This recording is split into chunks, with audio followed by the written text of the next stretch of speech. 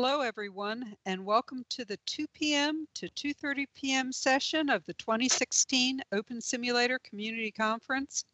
As a reminder to our in-world and web audience, you can view the full conference schedule at conference.opensimulator.org and tweet your questions or comments to @OpenSimCC with the hashtag OSCC16.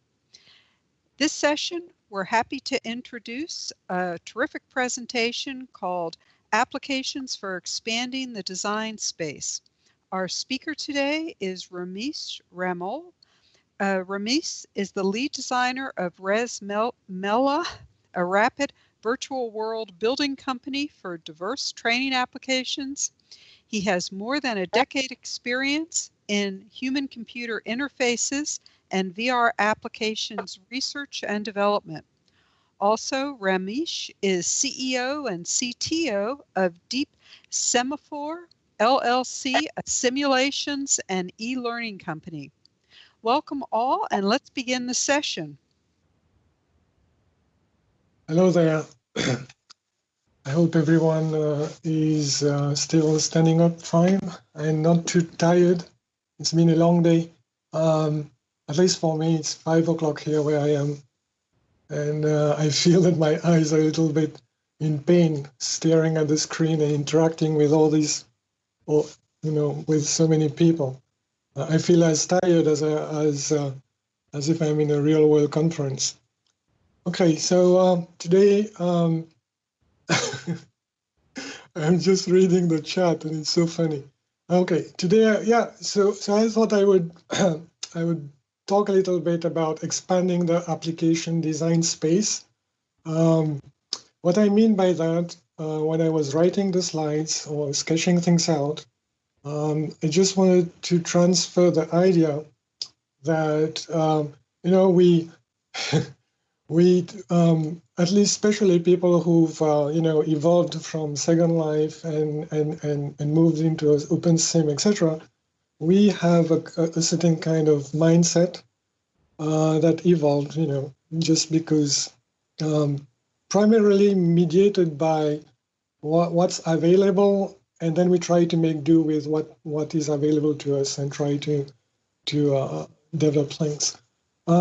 So what I've seen is most of the time, when we set out to design something in environments like Second Life or OpenSim, we try to adopt like a region-centric approach, and we have an idea or a theme in mind, and we just start, creating the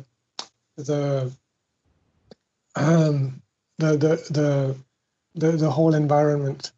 We have John sitting next to me, and he will also handle some of the questions that you have. So what I'll do is when I was thinking of this big picture issue, I had the impression that there's a lot of space there for toolkits that needs to reside on top of OpenSim as such that users could use in order to create applications,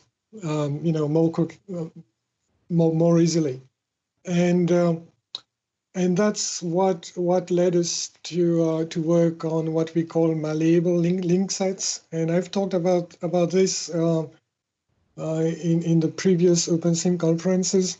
Basically, we want people to be able to create, artifacts with specific functions, just primarily through direct manipulation of prims. And that can look like a lofty goal, but I think that we need such level of toolkits available that will allow people to use. So my intent here is just to show or illustrate a few examples of how we are using this I would call this upper layer technology to help us design our applications more quickly. In fact, the malleable link set, well, let me call it a kit, okay, allows us to create ResMila library objects like those I discussed this morning, you know, the Google Street View object, for example. It also allows to create, you know, configurable classrooms, for example, and many things like that. So, well, I wrote those slides a while back, and I'm just looking at them as if I'm looking at it for the first time. So, okay, so when I think of user-generated content, okay, I think of user-generated content at different levels. If someone writes a comment, that's user-generated content, and it has value. Okay, if someone is singing a song or streaming in, that also has value.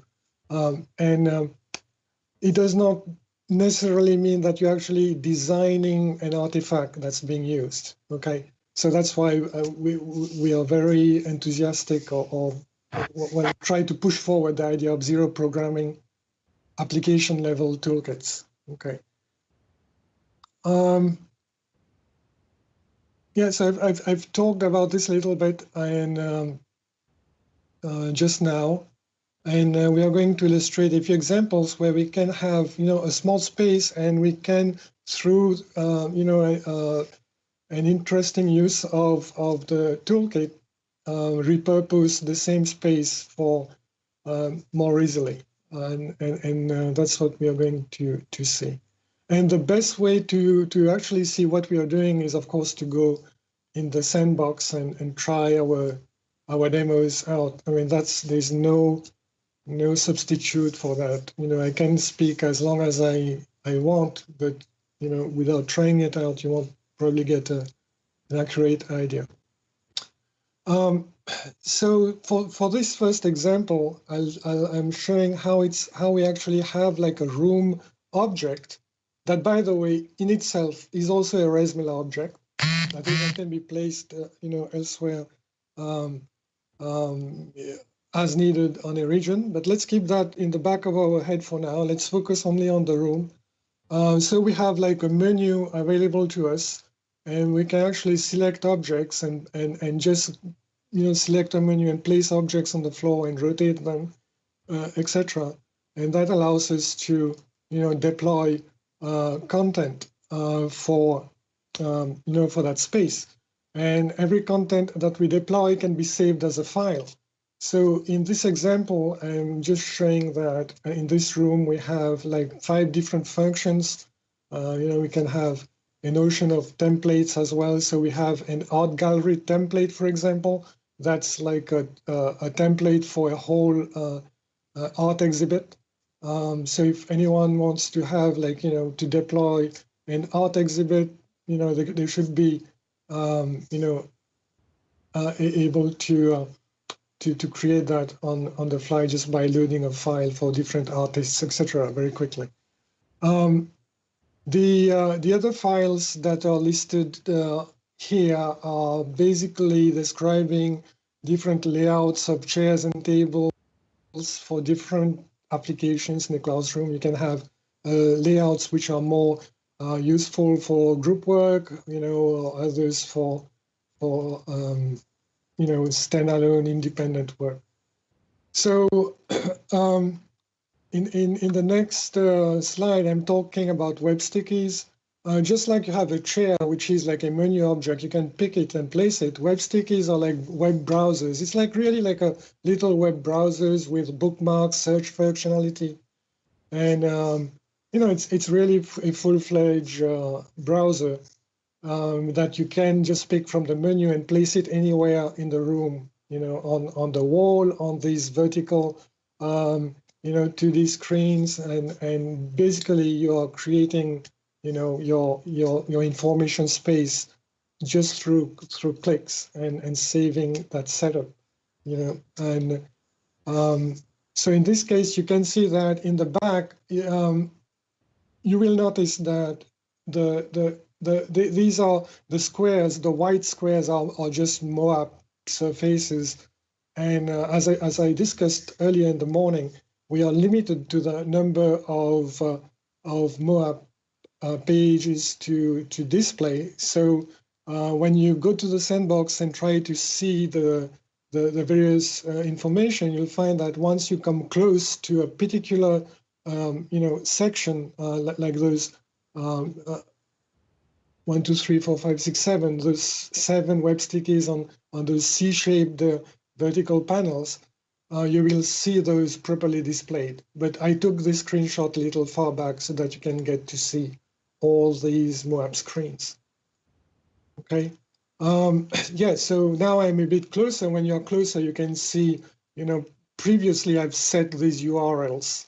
So if you are an art teacher and you want to have like an art exhibit, one day before your class, you can, you're trying to research a particular artist, you can just go and enter the URLs or just browse for a particular painting or object and save it as a URL.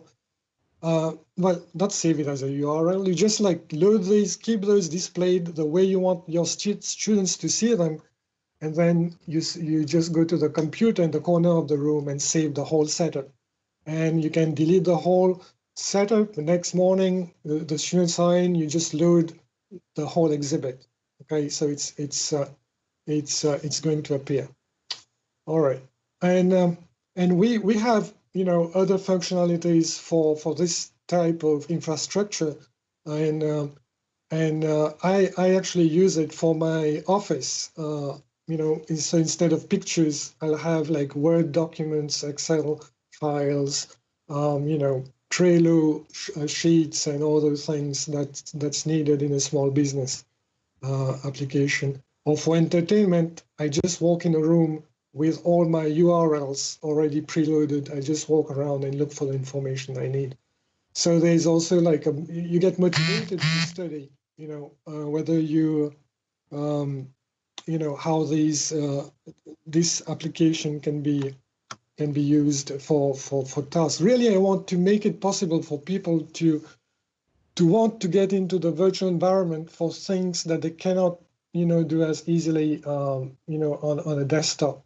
And I see a lot of avenues for having a virtual office inside that you want to,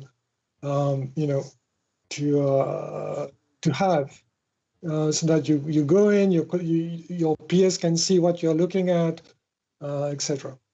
So the next slide just shows an example of another, setup that was created before and loaded, and that's just a classroom example, and nothing too fancy.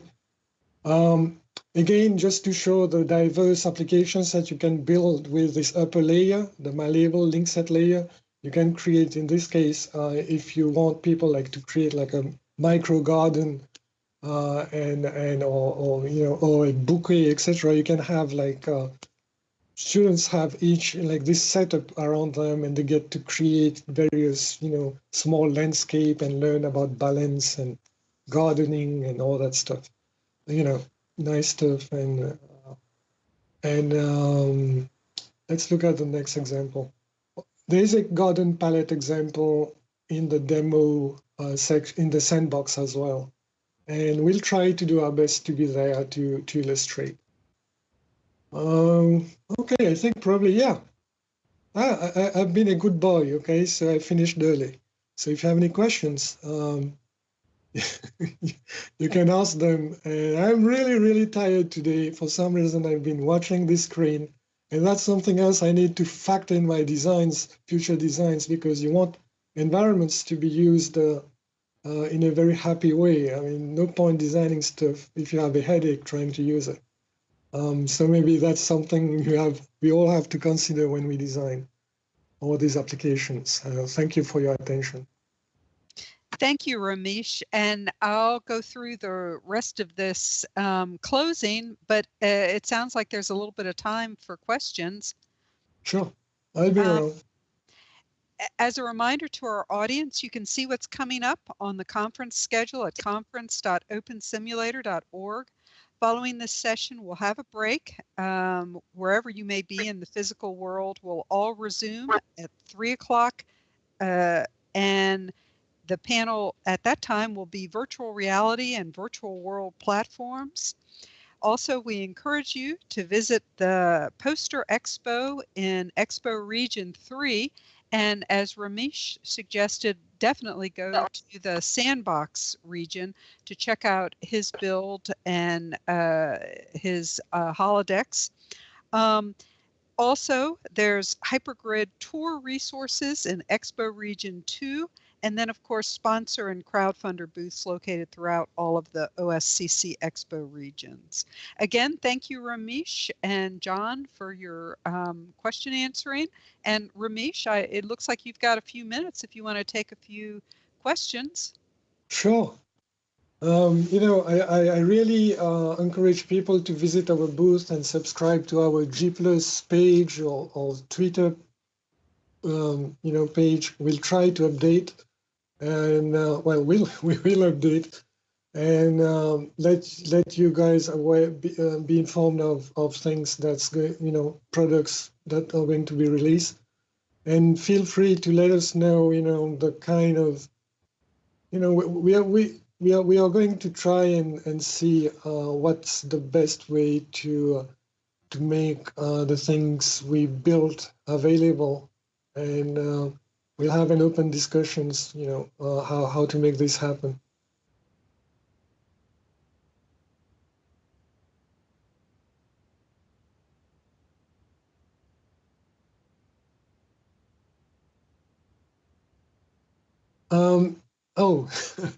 Let's see here. You saw that, Ramesh. What's the Twitter handle for Resmela?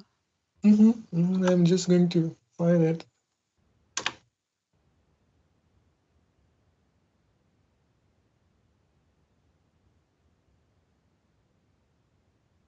Okay, so here it is. It's in chat, and I'm going to give you the G+1 as well, since you guys are already here listening. Yeah, so like us, like they say on YouTube, okay? Oh, there's no Facebook one too. Okay. Oh, I don't even know it. Okay, here it is.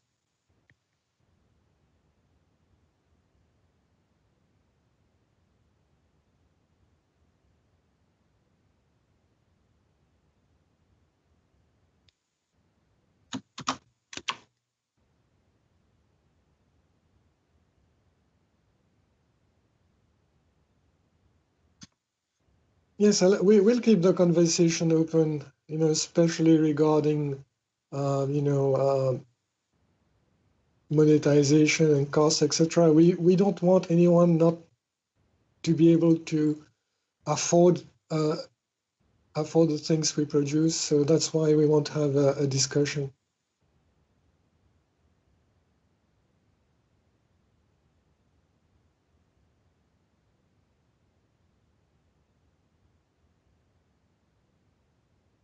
Tony, when can we get our hands on some code? Which code are you talking about for the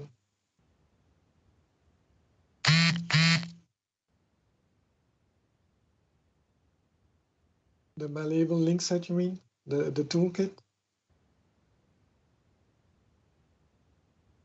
If we release the toolkit, it will be like the toolkit.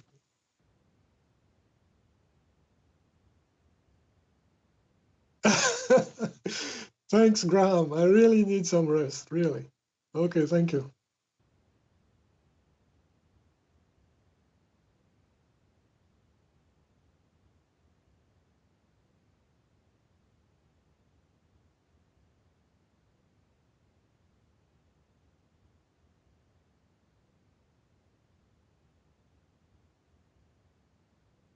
Well, whether it's open source or not depends on my other sources of funding. What I do is really spend a lot of time raising funding.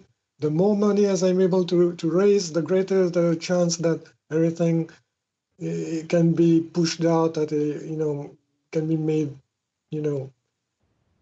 more easily available. Yeah. Sounds good. Ramesh, thank you again. I think we're ready to close now. And Ramesh is going to be, anybody who has any more questions can rendezvous with him later today or tomorrow in the sandbox. Right. Thank you. Thank you very much. Bye.